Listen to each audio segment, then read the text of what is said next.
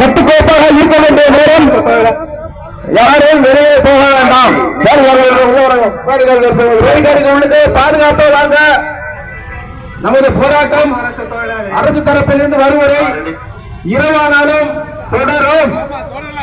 இரவு உணவுக்கு ஏற்பாடு செய்திருக்கிறோம். கண்டிப்பாக இந்த போராட்டத்தை நமக்கு மாண்புமிகு முதல்வர்கள் அவர்கள் அறிவிப்பை வெளியிடும் வரை தொடர்ந்து நடத்துவோம்.